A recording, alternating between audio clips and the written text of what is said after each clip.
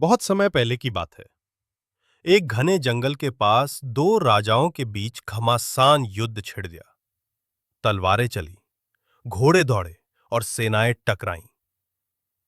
युद्ध खत्म हुआ। एक राजा जीत गया, दूसरा हार गया।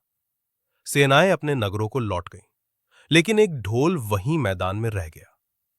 कुछ दिन बाद जोरदार आंधी आई। हवा के झोंकों में वो ढोल लुढ़कता पुढ़कता एक सूखे पेड़ के पास जाकर टिक गया।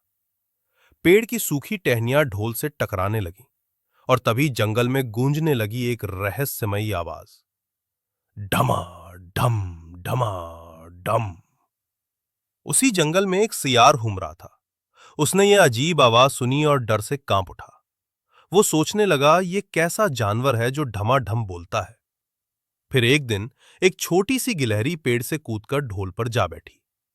ढोल पर हल्की सी ढम की आवाज हुई, लेकिन गिलहरी मजे से दाना कुतरती रही। सियार ने राहत की सांस ली।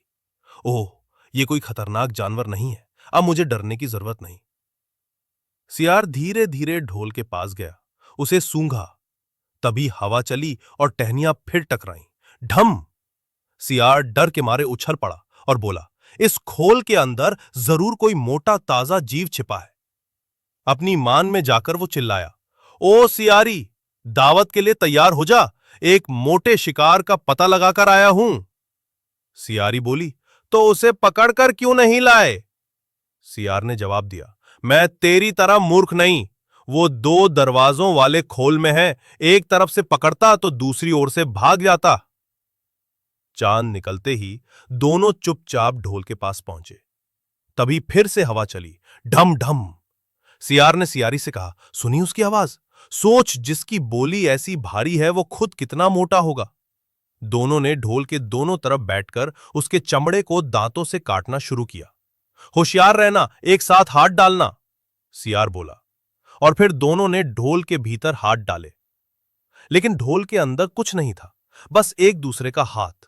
दोनों चिल्लाए, है, यहां तो कुछ भी नहीं है, और माथा पीटने लगे। दो बच्चों, इस कहानी से हमने क्या सीखा? हर तेज आवाज डरावनी नहीं होती, और बिना सोचे समझे डरना मूर्खता है।